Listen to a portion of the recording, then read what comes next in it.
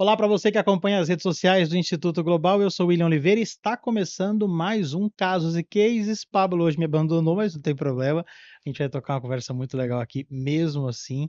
E é claro que a gente já pede para você compartilhar esse vídeo com as pessoas que você gosta, porque informação nunca é demais. E quando a informação é ESG, ela tem o poder de transformar o mundo. E esse é o nosso objetivo aqui: levar as informações sobre ambiental, social e governança para todo mundo, para que as boas práticas sejam levadas adiante e sejam literalmente praticadas, que é o que a gente quer e a gente fala aqui todos os dias. E o Casos e Cases, vocês sabem, conta sempre histórias de empresas de sucesso, casos, histórias de sucesso, que mostra que quando você investe em sustentabilidade, o retorno é certo. Essa é a nossa grande missão aqui, mostrar que é possível faturar, ganhar e ainda investir em sustentabilidade e ajudar o planeta. E hoje aqui o nosso convidado é o Denis Ramon Peixoto, ele é cofundador e CTO da Zenit. Ele vai falar para a gente o que é a Zenit, mas é uma plataforma digital de gestão de sustentabilidade e ESG voltada para crédito de carbono. É mais ou menos isso? Expliquei direito? É, isso aí, para medição das emissões e chegar no crédito de Então vai carbono. lá, me fala exatamente o que faz a Zenit. Legal. A Zenit é uma startup de tecnologia, né? Uma Uhum. clean tech, ou uma climate tech. Hoje a gente tem vários Sei, jargões aí, sei. então essas buzzwords. Então, ela se encaixa nisso, né? Uma startup voltada Uhum. para os problemas climáticos. E como é que a gente atua, né? Nós somos uma Uhum. plataforma SaaS, que a gente ajuda as empresas a medir suas emissões, reportarem isso, reduzirem e, eventualmente, compensar também com base em compra de créditos de carbono. Uhum. A gente em todas as empresas que a gente conversa aqui, muitas delas relatam essa dificuldade de metrificar a pegada de carbono. Por que que é tão difícil? Para vocês, acho que não é, porque esse é o business de vocês. Mas por que que para as empresas é tão difícil? Qual que é a complexidade disso? A complexidade está nos dados. Uhum, Então, assim, o cálculo não é tão complexo, mas o problema são os dados. As empresas hoje, elas, no final, elas têm todos os dados, só que a forma como você consegue acessar eles de uma forma fácil, tratar esses dados, calcular e chegar em emissões, é muito trabalhoso, porque, enfim, você precisa de engajar a empresa inteira, todos os departamentos. Então você depende de dados do departamento de logística, de supply chain, dados de compras, da parte financeira, contábil. Então, assim, hoje você não tem um framework num sistema que linke isso da forma como tem que ser feita para poder uhum, calcular. E aí é que está toda a dificuldade. Então, assim, hoje é unânime, sabe? Hoje você tem regulamentações que estão saindo, você tem por exemplo, segmentos como o segmento bancário e financeiro querendo fazer isso, e até o Banco Central entende que hoje o maior empecilho são dados. Como é que você calcula alguma coisa sem ter os dados iniciais para aquilo? uhum. Numa empresa, quando a gente fala da coleta desses dados, dê alguns exemplos para a gente dessa complexidade, né? O que é um fator que pode gerar, por exemplo, crédito de carbono, ou aquele que pode prejudicar um crédito de carbono? Explica Não, para a gente legal, entender. interessante. Como é que funciona? Hoje, a forma convencional de uma empresa, nem sempre as empresas, acho que você vive isso, você Uhum, sabe disso, nem sempre as empresas estão preparadas, né, estão treinadas, os departamentos, para o SG. Então, primeiro você tem, às vezes, os funcionários seguindo uma exigência estratégica da empresa, mas nem sempre estando preparado para aquilo. E aí, o que que eles têm que fazer? Muitas das vezes, o que acontece é que tem um órgão, né, existe uma metodologia para cálculo, que é o GHG Protocol. uhum, Então, a FGV é que é a empresa que criou isso junto com outras instituições. Então, no Brasil, a gente tem o GHG Protocol, Programa Brasileiro, que tem toda a metodologia para cálculo. E geralmente para fazer isso eles têm uma planilha, que assim, a planilha funciona e tudo, uhum. mas é muito complexa para você introduzir os dados Então e tem uma regra calcular. geral, Tem uma regra uma geral, norma que é seguida pelo país. exatamente. Uhum, E aí, como é que uma empresa que nunca fez isso funciona? Ela acaba tendo que contratar uma consultoria. Essa consultoria vai treinar ela, vai explicar como fazer. Só que no final, toda consultoria ela não mexe nas tuas coisas, né? Ela te uhum. pede as coisas, te ensina a Sim. fazer. E aí vem a grande dificuldade. A consultoria vai mostrar como fazer, vai dar a planilha, vai pedir para ela, eu preciso de todos esses dados. E aí, imagina uma empresa que já está tendo que seguir um monte de coisa relacionada à estratégia, relacionada ao negócio, parar os funcionários de cada departamento, porque não é só de um Sim. departamento. Isso é uma grande dificuldade do departamento de sustentabilidade, que no final ele precisa cumprir aquilo, mas ele não consegue fazer isso sozinho. ele precisa do dado do fiscal, ele precisa do dado da contabilidade, ele precisa do dado do supply chain. E aí ele precisa pegar, mandar planilhinhas para cada um daqueles com as colunas. Eles precisam preencher depois essa pessoa de sustentabilidade. E nem sempre, às vezes, as empresas têm um departamento de sustentabilidade. Sim. Às vezes é o pessoal do RI que vai fazer isso. Aí vai pegar todas essas planilhas, consolidar em uma só, vai chamar o pessoal da consultoria, vamos lá junto agora, alimentar o Aprender a GHG protocolo e vamos calcular. Então, nisso, você acha que aquela pessoa do departamento que já tinha que fazer um monte de coisa, talvez ela deu a atenção necessária? Talvez ela olhou todos os documentos fiscais que precisava? E o core da empresa também já foi também, né? Já ficou de Exato. lado. E aí o que acontece? Tem muito erro humano, tem déficit de dados, e aí o negócio vira uma coisa muito complicada. A gente teve contato com empresa assim, grande de capital aberto, que de um ano para o outro, por conta de um funcionário que sofreu muito e conseguiu fazer aquilo, e aí ele saiu, no outro ano contrataram uma pessoa Mentira. nova, assim, mudou assim 100 vezes a pegada de carbono da empresa. Caramba. Entendeu? Então, hoje, essa é a dificuldade, é como você torna isso uma cultura dentro da empresa, engaja, treina todo mundo, e aí a gente, no final, usa tecnologia para fazer isso. Porque a gente pega e automatiza essa coleta de dados. Uhum. O que a gente fala é que a gente reduz fricção, a gente não muda o jeito da empresa trabalhar. A empresa continua fazendo o que é core business dela. A gente se conecta em todos os sistemas das empresas, em todas as planilhas, em toda a fonte de dado não estruturado que ela tem, com inteligência artificial, a gente Uhum. estrutura esse dado e a gente calcula, e aí deixa os funcionários se preocuparem com o que é importante, com a estratégia, sabe, com o negócio. Uhum. Então, isso é o principal. Você estava falando da complexidade, já foi dando um nó na minha cabeça e só imaginando, né, grandes corporações, o nível de engajamento que é preciso para lá no final ter consolidado esse cálculo de pegada, que é cada vez, a gente falava isso nos bastidores, será cada vez mais necessário, e será cada vez mais difícil camuflar, mentir, que ainda infelizmente acontece, o greenwashing, eh, com essa inteligência de dados e mecanismos e a exigência dos mercados, né, principalmente Europa, nós teremos enormes dificuldades para mentir ou deixar de fazer, né? Exatamente. Esse cálculo, em algum momento, uma empresa, e a gente não está falando só de mega empresa, não, é importante a gente trazer à Sim. luz que pequenas, médias empresas também, em algum momento, vão esbarrar com essa necessidade, né? Exatamente. Isso que você falou é muito interessante, porque a gente vê hoje o principal drive como a Europa Uhum. pressionando, sem dúvida. Sim. A gente também tem as empresas de capital aberto hoje que estão sendo pressionadas pela CVM, que lançou uma nova regulamentação, a CVM 193, que a partir de 2026 obriga as pessoas a fazerem um report sustentável de acordo com o ISSB, que é um framework europeu Uhum.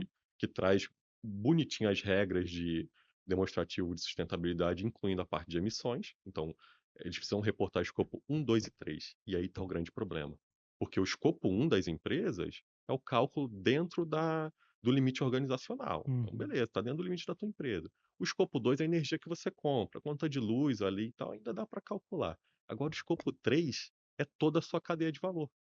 Então, como é que É você de quem faz eu isso? compro, por exemplo? É de quem você compra. Então, ok, você vai ter uma empresa grande porte, com capital aberto, com um departamento de sustentabilidade que vai medir. Só que ela vai ter centenas de médias e pequenas empresas que são fornecedores da cadeia de valor dela. E você acha que se a grande não está preparada, a pequena e a média vai estar preparada para medir? Não vai estar. E aí é que tem. Só que ela é o escopo 3 da grande. A grande. E escopo 3, quando a gente fala, a gente não está falando que é responsável por 5%, 10% da emissão da grande. O escopo 3, muitas das vezes, na maioria das vezes, é responsável por 80 a 90% das emissões Caramba, de uma caramba. empresa. Então, como é que você engaja todos esses fornecedores? Como é que você faz com que eles calculem? Como é que você consegue pegar o dado deles para você compor o teu relatório de sustentabilidade? Que no final vai ser muito semelhante com o demonstrativo contábil. Então, Sim, hoje, uma empresa de capital aberto, ela depende do relacionamento de investidor publicar lá, né, trimestralmente e anualmente, balanço patrimonial, sim. DRE, tudo isso. Imagina que vai ser da mesma forma com a parte de sustentabilidade e também a parte de emissões. Quando a gente fala da cadeia de valor, eh, eu imagino, você falou da dificuldade de engajar, e como é que vocês fazem essa coleta com a cadeia de valor? Como é que é feito? Porque eu acho que se é a grande dificuldade do empresário, também deve ser a grande dificuldade de vocês, né? Embora tenha a expertise do negócio. Não, exatamente. Assim, a gente fala que nós, como startup, a gente tem um jeito diferente, né? A gente tem o desenvolvimento muito centrado no usuário. Uhum. Então, assim, a gente não se ingessa em fazer um baita produto pesado e faz com que os clientes se adequem ao nosso produto. A gente tem a capacidade de iterar muito rápido. Então, a gente está sempre aberto a entender a estrutura de dados da empresa e reagir rápido e arrumar um caminho de automatizar essa coleta de dados. E a nossa tese é que a gente precisa ter um custo suficientemente baixo a ponto da gente conseguir ter capilaridade e penetração da cadeia de valor, da média conseguir pagar esse serviço, da pequena conseguir pagar esse serviço. Então aí é que está o detalhe de conseguir conectar com diversos sistemas. Então, a gente conecta com RPs, a gente conecta via certificado digital, que é um arquivinho digital que você consegue buscar todas as notas fiscais.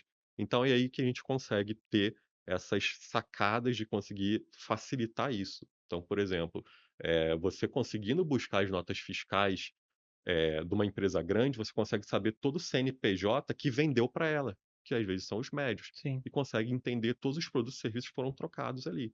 E aí, com inteligência artificial, a gente extrai esses dados e também categoriza ele para selecionar os fatores de emissão ligados a ele, e aí consegue ter essa pegada de carbono tanto de uma empresa quanto da cadeia de valor, e a gente também usa blockchain para poder conectar isso e Caramba. trazer transparência e rastreabilidade. Então, isso, assim, isso também para auditoria facilita muito, porque no final não é só fazer, né? Tem que fazer direito, tem que Sim. fazer de um jeito que. Porque senão o risco de perder valor dessas empresas, né, por conta de informação que não é confiável para os investidores, é muito grande. E aí é que a gente quer estar resolvendo todo esse problema, que no final a gente enxerga como um problema de dados. Esse, esse, esse business de vocês hoje é exclusivo? Tem outros no mercado que fazem Tem, algo tem semelhante? outras empresas, tem outras. Hoje está muito ligado a consultorias, né? E aí a Uhum. consultoria ela tem o trabalho muito de pegar na mão, olhar o dado, digitar em planilha, sabe, para poder fazer todo esse cálculo. Hoje a gente tem outras plataformas que também têm dashboards, fazem todo o cálculo e tal. Mas elas estão focadas de novo no seguinte: alguém precisa colocar o dado dentro dela. Uhum. Alguém precisa preencher uma planilha e fazer o upload, ou alguém precisa preencher na mão lá, um ser humano. E a gente enxerga que, ok, tem esse valor, a gente faz isso, mas a gente sabe que o problema está um passo antes. E a gente não sabe disso porque a gente achou isso, sabe? O que a gente Uma dor de medo. entendeu no na nossa validação é com o cliente. É você chegar para ele e falar, não, aí ele fala assim, não, beleza. Peraí, eu tô te pagando pra eu fazer?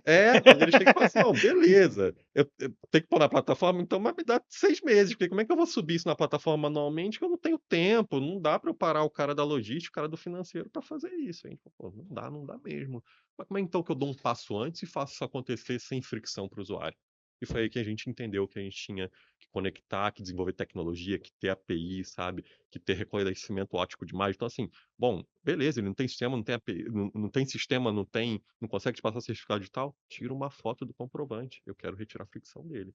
E a gente vai pegar com inteligência artificial, com reconhecimento óptico de caractere, OCR, e vai tirar esses dados, porque a gente precisa dar escalabilidade. Não dá para ser uma pessoa olhando e digitando, pegando Uhum. o arquivo à mão e correndo risco de errar. Então aí, essa é a forma como a gente está conseguindo fazer um pouco diferente do mercado, que é trazendo muita tecnologia. E aí, com isso, também a gente consegue ter um custo muito mais acessível, né? Imagina. A gente vê players, né, hoje do mercado que fazem cases de sucesso, se orgulhando de falar assim, ó, mais de 200 horas de reunião, 30 profissionais envolvidos para a gente calcular o inventário de carbono. A gente quer falar assim, olha só, a gente fez um Ninguém. call e ninguém participou e calculamos as emissões da empresa. E isso é orgulho para a gente. Uhum. E o resultado final, o que é? O, re- Crédito de carbono. o Ou resultado, cálculo, no caso. o resultado final, na verdade, é interessante que o pessoal pergunta. O resultado final é uma ferramenta de gestão, é um dashboard. Então, o que que a gente compara muito? É como se fosse o teu internet bank. Uhum. Você não olha lá e todo mês você vê, ó, saldo reduziu, subiu, como é que tá? É a mesma coisa. Como a gente está automatizado, conectado na operação das empresas, então a gente consegue ver do jeito que o dado acontece, a empresa está trabalhando, ela não está preenchendo uma planilha à parte, ela está trabalhando normal, e aí no dashboard dela, hoje, se ela comprou combustível, então ela tem lá a pegada de carbono do combustível que ela usou. Amanhã, se ela foi lá e fez um frete, ela tem a pegada de carbono do frete daquele veículo. Isso vai acontecendo com dashboard customizado do jeito que a empresa precisa, né, com indicadores específicos, e isso é uma etapa. A segunda etapa disso é a inteligência artificial auxiliar a empresa e já dar insights avisando para ela, Uhum. ó, automaticamente, ó, esse departamento aqui está tendo muito impacto. Mês passado isso subiu. A gente vai avisando Poxa, isso é muito bom, hein? e aí, fora isso, a gente consegue apertar um botão e gerar automaticamente o relatório segundo o GHG Que Protocol. dá para corrigir com a máquina girando, né? Exatamente. O que a gente fala é o seguinte: imagina hoje, se você tivesse que fazer o imposto de renda de uma empresa e no final do ano você falasse, olha, toma um monte de nota fiscal e faz aí. Seria impossível. Sim. E a gente entende da mesma forma, que a gente precisa ter uma ferramenta de gestão de emissões, um passo antes, para no final do ano, sim, você apertar um botão e ter o relatório, mas já tendo resolvido mês a mês todos os teus problemas, e aí com os dados de forma transparente, simples, você consegue gerar isso. Tem muita surpresa, gente que acha que não tem nada de crédito, no final tem surpresa Ah, positiva, e ah, o contrário também, acho que é, as duas coisas devem acontecer, né? sim, sim. Não, eu sou uma empresa super verde, e vai lá no final, falou assim, meu amigo. Não, é um assunto muito novo. Então, assim, as empresas, muitas das vezes, elas acham que é uma coisa, e a gente fala, você só consegue saber quando você mede, sabe? Você não tem como ter estratégia, você não tem como melhorar uma coisa que você não mede. Então, sempre tem muita empresa que às vezes é ansiosa, né? Não, porque eu sei, porque dá, porque pode, porque. Fala, calma, mede. Quando você medir, e aí você vai entendendo no meio dessa trajetória, dessa jornada, é uma jornada muito interativa, já consegue descobrir muita iniciativa que você pode tomar para melhorar o teu negócio. E muitas das vezes você consegue lucrar em cima disso, né? Então tem cases, por exemplo, de empresas igual a gente já viu de aterro sanitário, Uhum. que no final você consegue pegar a operação, medir a pegada de carbono e eles já conseguem ter outras iniciativas que a gente sugere, mas hoje o mercado já está bem maduro para isso, de conseguir, por exemplo, captar metano, queimar esse metano para gerar energia e esse metano que não foi para a atmosfera cru, que você sequestrou ele, queimou, ele polui mais muito, muito menos que o metano bruto. E aí, com base nisso, você consegue gerar crédito de carbono para o negócio. Então, assim, no final é capitalismo, é cada vez mais a economia girando. Uhum. É, uma vez gerado o crédito de carbono, ele tem qual que é a garantia que aquele crédito é válido? E isso é uma coisa interessante que, Uhum. enfim, hoje a gente não tem um mercado de carbono regulado Regulado, no né? Brasil. Isso é uma coisa que está vencendo barreiras, né? A gente já teve aprovação na Câmara dos Deputados, já teve aprovação no Senado, então isso está indo cada vez mais à frente e a gente entende que a hora que isso virar vai ser assim um absurdo. Mas hoje a gente depende de agências internacionais, então, por exemplo, uma das maiores agências que faz isso é a Verra. Você tem que contratar ela, ela precisa avaliar todo o teu negócio, fazer uma auditoria, certificar isso, tem que ser lastreado lá na ONU para poder gerar o crédito de carbono. Mas a gente vê isso cada vez mais Uhum. funcionando melhor. Por exemplo, você tem hoje o caso do Rio de Janeiro, que lançou até um benefício fiscal, chama ISS neutro, para as empresas dentro do Rio de Janeiro, né, do município do Rio de Janeiro, que fizerem a medição de emissões, fizerem o inventário e subir isso lá no, na plataforma da prefeitura, eles Uhum. conseguem ter isenção de cerca de 60% do imposto do Caramba. ISS para poder usar esse dinheiro para compra de crédito de carbono, só que é um crédito de carbono, tem que ser um crédito de carbono dentro do Rio de Janeiro, Uhum. que é para fomentar toda essa parte sustentável da cidade. Isso é muito Muito legal, né? E bacana. deve acontecer com mais frequência a partir de agora, né? Exatamente. Então a gente vê iniciativas, por exemplo, hoje a CETESB, dependendo do tipo de negócio que você tem em São Paulo, é obrigado você também ter o inventário de emissões, escopo 1, 2 e 3. Entendeu? Principalmente ligado à parte da parte de transporte, de Uhum. frete ali, do escopo 3. Então, assim, a gente vê muito órgão hoje começando a se mexer assim, o mercado já está começando a se encorpar cada vez mais para esse lado, de entender que mede. Então, por exemplo, quando você vai para uma empresa de capital aberto, a maturidade já está lá em cima. E quando a gente tem que entender, quando a gente conversa, assim, o que bate mais é no escopo 3, Uhum. que o escopo 3 é a dificuldade, porque no final são todos os teus fornecedores que também precisam fazer isso, são É. médios e pequenos. Então, Agora, você vê que essa dificuldade vai diminuir, porque a gente está falando de escopo 3, mas em algum momento todo mundo vai ser, vai ser, vai ser obrigado a mudar seus hábitos e vai chegar numa hora que o escopo 3 também vai estar fazendo sua lição de casa. Porque acho que exatamente. hoje a grande dificuldade é eu tô aqui preocupado e o cara lá do escopo É, 3 não tá. Aí eu vou ter que ir lá sensibilizar esse cara, falar assim: Meu amigo, eu quero te ajudar, mas tu tem que me ajudar também". Mas vai chegar uma hora que ele vai começar a falar assim: "Olha, eu também preciso porque tá todo mundo me cobrando aqui em cima". Tipo, vai chegar uma hora que o escopo 3 vai normalizar, né. Sim, exatamente. No final vai ser um caminho sem volta, porque você imagina, se o escopo 3 é responsável por 90, 80% das emissões de uma grande empresa, se ela quiser reduzir mesmo, Tem que falar com ele, né, não tem jeito. o melhor caminho é a cadeia de valor deles. Entendeu? É ter iniciativas, talvez, só que no meio do caminho a gente vê que às vezes muita coisa vai mudar. Por exemplo, se um fornecedor não se adequar, outro que tem uma pegada mais sustentável vai se... Então a gente vê até um grande risco para as empresas Uhum. deixarem de ser fornecedores e perderem grandes contratos com grandes empresas. A gente já começou a ver grande empresa hoje mandar um formulário de sustentabilidade que você tem que preencher falando já um pouco da ideia da tua emissão. Então, por exemplo, aquele negócio hoje que a empresa tem para ter um fornecedor pedir 3 orçamentos e o balanço contábil para ver se você não está devendo ninguém, também vai fazer com a parte sustentável. E aí é um risco grande de perder negócio, né. Você vai perder investidores, você vai perder negócios. Você vê o caminho da regulamentação do crédito de carbono no Brasil, você acha que a gente está perto dessa discussão? De fato, a gente sabe que, legislação É, brasileira, nosso Congresso tem essa dificuldade de, temas importantes, essa morosidade, às vezes, sim, não acompanha a nossa ansiedade de que essas regras sejam estabelecidas, porque todo mundo quer jogar na regra, né. A gente só precisa da regra. exatamente. No final, é Brasil, a gente conhece, então, assim, nem sempre a coisa acontece de uma forma linear, né? Você tem grandes sprints que você acredita, ele não vai sair ano que vem porque evoluiu muito esse ano, e aí trava. Até porque é um conceito complexo, né, você precisa eu acho que cada setor tem uma dificuldade e você tem Sim. que conseguir conciliar o interesse de todos ali. Então uma regra que assim, eu acho que ela não vai ter volta, porque no mundo inteiro está sendo aplicada, e o melhor de tudo, é porque o potencial de geração de negócio, de renda, Uhum. é muito grande. Então, assim, tem potencial, assim, bilionário o mercado de crédito de carbono regulado, ainda mais pela característica do Brasil, que é um país que é o pulmão do mundo, tem grande possibilidade de gerar crédito de carbono. Só que o mundo lá fora precisa acreditar que a gente está preparado para isso. Para isso, a gente precisa regulamentar o mercado. Então, assim, o sistema cap and trade é um sistema que vai gerar muito negócio, que é aquele negócio, que é aquele sistema seguinte: as empresas no mercado regulado, ela dependendo do setor, ela vai ter, dependendo do setor e do porte, né, do Uhum. faturamento, ela vai ter um limite de emissões, certo? E aí a empresa que estiver abaixo desse limite, ela consegue gerar crédito de carbono. A empresa que estiver acima desse limite, ela vai ter que compensar obrigatoriamente. Hum. E aí qual que é a forma dela compensar? Comprando desse daqui. Então vai passar a valer a pena você ser mais sustentável. Vai passar a ser lucrativo você ser mais Sim. sustentável. Então a gente vê fomentar o mercado de um jeito absurdo, que foi o que aconteceu na Europa. E é engraçado a gente ver essa demora na questão do crédito de carbono, porque o governo acaba de anunciar o selo verde, né.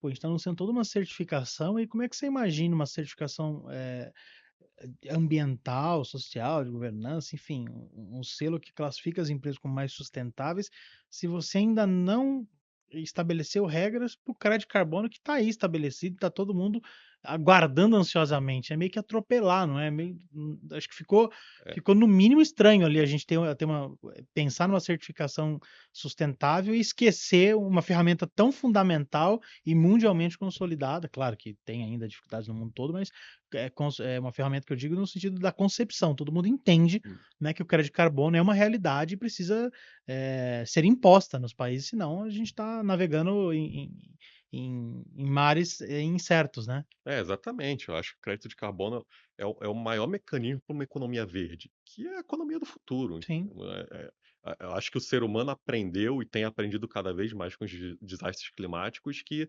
não tem progresso da humanidade, não dá para crescer hoje agredindo o meio ambiente. Então, por isso que a palavrinha sustentabilidade ela representa sim, tanto e às vezes o pessoal não vê o que tem por trás. Sustentabilidade no final é você continuar tendo capitalismo, você continuar crescendo, você continuar evoluindo a humanidade, mas de maneira sustentável, com equilíbrio com a natureza.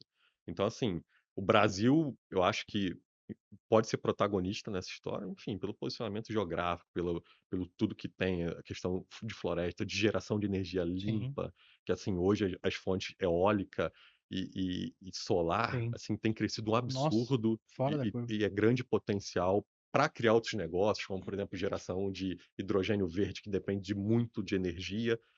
Por exemplo, a Europa pode ter tecnologia, mas a energia dela não é tão limpa quanto a nossa, Exato. então não dá para conciliar isso. Agora, o Brasil tem grande protagonismo, só que é um assunto complexo e eu acho que o Brasil ainda está ali começando a evoluir nesse grau de maturidade, mas está se mexendo, Uhum. sabe? Assim, hoje você vê, por exemplo, foi criado o Cirene, que é do Ministério da Ciência e Tecnologia, que é justamente um lugar onde você consegue ter as emissões de todas as empresas. Então, cada vez mais que cada prefeitura, que cada órgão estadual, federal começar a obrigar as pessoas a medirem, isso vai estar tudo num lugar só, vai ter comparabilidade, vai começar a ter emissões por setor, porque no final o Brasil ele não pode se excluir do mundo, entendeu? Não. O mundo hoje é globalizado e a economia do mundo inteiro está caminhando para isso. A ONU vai cobrar, G20 vai cobrar, sabe? As COPs estão acontecendo, as conferências das partes, e cada vez mais a gente está tendo textos assim, como por exemplo, você fazer uma COP num país dos Dos Emirados pet... Árabes, do... na Líder capital do do petróleo. petróleo, e você escrever no texto que você considera a redução de Combustível combustíveis fóssil. fósseis, assim, isso é uma grande virada. E aí a gente precisa entender isso, porque a COP, sem ser a próxima outra, Isso. vai ser feita aqui no Brasil. E o Brasil precisa estar preparado para mostrar, porque a ideia das COPs serem feitas estrategicamente nesses lugares é justamente para obrigar que esses lugares mostrem evolução. Sim, Então, chamar assim, atenção para a pauta que é local, no caso, né.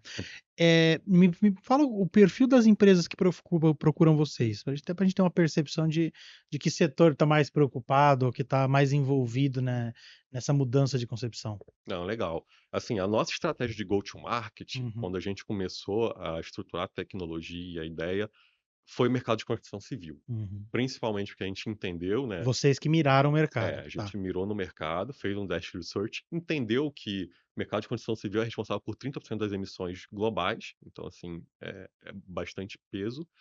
E aí a gente começou a ver uma tendência dele ser fortemente pressionado. Então, fora isso, assim, uma incorporadora, uma empresa de construção tem centenas de fornecedores na cadeia de valor. Então a gente entendeu, falou, bom, peraí, aqui tem um grande problema, tem uma motivação, tem pressão, e talvez a nossa solução traga mais valor aqui. Então a gente entrou primeiramente no setor de construção civil, mas hoje a gente tem diversas empresas, a gente tem um modo de logística muito bacana, assim, que assim, a gente começa a falar até que é meio mágico, né? Que, Uhum. assim, a gente consegue pegar automaticamente o conhecimento de transporte das empresas e calcula.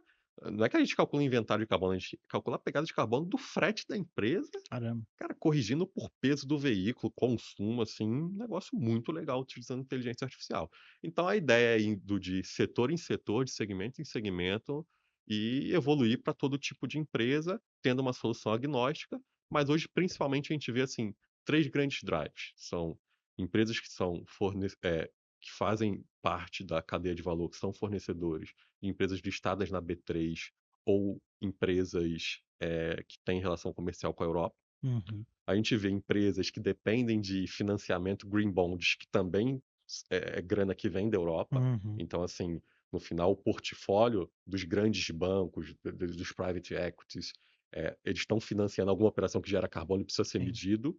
E também são empresas que têm alguma pressão regulatória direta mesmo, seja de um órgão governamental, ou seja, ou estão em busca de isenção fiscal e por aí vai. Você falou da Europa, acho que é importante de tocar nesse tópico aqui, que o quanto as regras por lá, que já são regras, né, obrigações, né, das empresas por lá, estão pressionando o mercado aqui, né? Você percebe isso nas empresas que procuram vocês? Pô, demais, demais.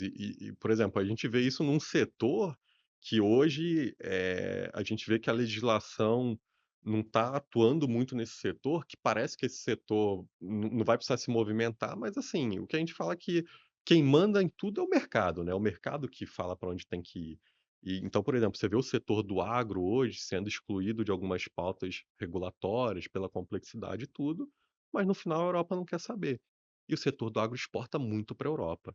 Então a gente já tem cliente que a gente está conversando, que a principal motivação, isso sempre quando a gente faz as primeiras reuniões, a gente pergunta: "Bom, tudo bem, mas por que você quer a solução?". Até porque o nosso negócio é resolver o problema do Sim, sim. cliente, é construção de solução focada no cliente. Então ele pergunta: "Por que você precisa disso?". "Ah, é porque você quer fazer o teu inventário, é porque você quer ter um posicionamento". Eu falo assim: "Não, meu cliente está lá na Europa e ele falou que se eu não conseguir medir a pegada de carbono do meu produto que eu estou vendendo para ele, eu vou ser taxado lá em cima e ele não vai comprar mais de mim, porque o produto vai ficar muito caro, não é competitivo lá na Europa". Então isso está acontecendo sim. E a gente aqui no Brasil ainda tem uma resistência, né? É impressionante como a gente vê esse movimento consolidado por força de lei, mas mais que força de lei, tem ali uma conscientização social também na Europa, né? Óbvio, são países que estão vivendo ali efeitos muito drásticos, né, das mudanças climáticas, né? Onda de calor, frio extremo, e outros eventos climáticos, inundações que a gente está vendo agora, viu agora no começo do ano em alguns países da Europa também que nunca tinham percebido, né? Então, não é só uma pressão regulatória, mas cultural também, porque a cultura já começa a se moldar às legislações. E aqui ainda tem muita gente distraída, né? Olhando para o lado ou virando a cara mesmo. Tem quem olha para o lado e não enxerga, tem quem vira a cara dando, dando de ombros para uma situação que se impõe, né? Sim, exatamente. Então, assim, acho que não tem jeito, né? A Europa, por exemplo, é uma cultura milenar. Então, eles já passaram por muita coisa. Nosso país aqui ainda tem, assim, 500 anos de existência, mais ou menos. Então, a gente precisa aprender muito. E, então, acho que lá eles entenderam. E o melhor, eu acho que lá aconteceu um movimento, por exemplo, igual a gente vai ver as Olimpíadas de Paris, Uhum. o Toda carbono zero, né? esporte sendo praticado no Rio Sena, um rio que era muito Era um poluído. Tietê, né? Então, assim, eu acho que é melhor do que falar é mostrar. E lá eles conseguiram fazer isso. Eles tiveram as iniciativas e eles mostraram. Então, assim, o próprio povo, para estar claro para eles, eles quando chegam no mercado e eles puderem escolher entre um produto que polui e um produto que tem a proposta sustentável, hoje eles vão no sustentável. A Europa já tem esse drive, já, isso culturalmente já está acontecendo. Eu acho que no Brasil ainda, ainda vai demorar um pouco, talvez, vai depender de muita conscientização, mas eu espero que essa curva seja rápida, porque senão eu acho que o mundo não aguenta, né? Uhum. E isso pode prejudicar a nossa economia, né? Porque esse mercado europeu que é extremamente importante para a gente, até o mercado americano, que também está Uhum. tá menos, né? Porque o mercado americano tem uma flexibilidade um pouquinho maior, né? Porque negocia com o mundo todo, então talvez não consiga com essa força que é a Europa, até pela União, da própria União Europeia. É, e aqui no Brasil, a gente vê algumas empresas preocupadas, vê movimentos acontecendo, mas qual que você acha que é o nosso papel nisso, de propagar essa mensagem, né? Das próprias corporações, dos governos, qual que você acha que é o caminho para a gente, de fato, sensibilizar quem ainda não está, de fato, convencido de que é uma realidade?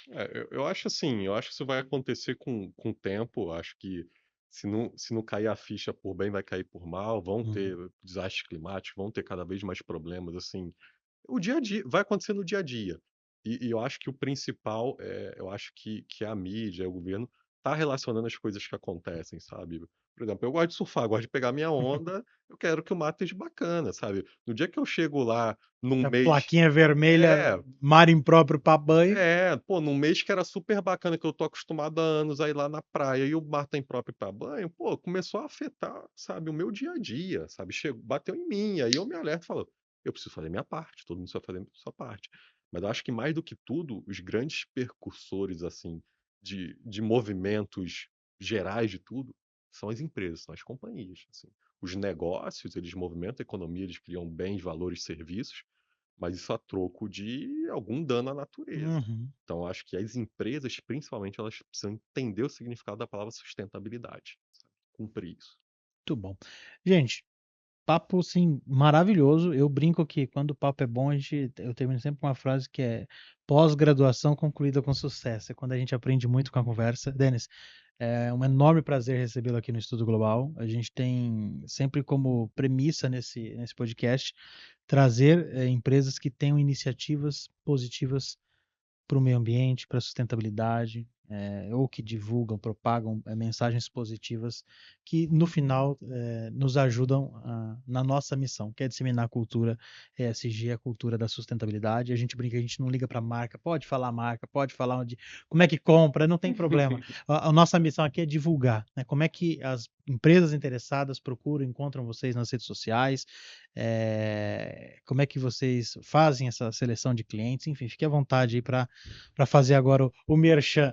Não, legal. Eu acho que nosso site é inconfundível, né? A gente carrega no DNA o que a gente traz de diferencial. Então, o nome da empresa é Zenit, mas sem o E, então é ZNIT.ai, de De Artificial artificial. Intelligence. Legal. Então, assim, se você colocar no Google Zenit.ai, a gente vai achar nosso site, né? Zenit.ai. No Instagram também, no LinkedIn também. Então é só Uhum. procurar a gente, pode ir no site, entre em contato conosco, pode procurar a gente nas redes sociais.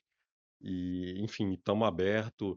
Eu acho que assim, pode fazer um call descomprometido, entender a tecnologia, conversar. Hoje nosso time comercial está preparado para isso. Isso é legal de falar. Eu queria que você falasse, você falou muito rapidamente, mas é importante. A gente sempre tenta trazer uma outra mensagem importante aqui, que ESG, sustentabilidade, não é só para mega corporações, não. É uma preocupação que precisa ser de todo mundo.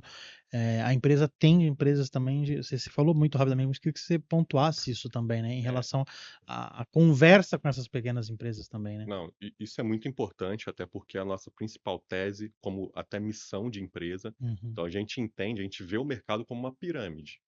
Poucas empresas no topo da pirâmide estão sofrendo pressão, mas é a base da pirâmide que vai ser responsável pela mudança maior, sabe? E pela maior redução de emissões e tudo. E a maioria das plataformas, ferramentas e consultorias só estão olhando para as grandes. Lógico, é hoje quem tem o dinheiro, Sim. quem tem investimento para fazer.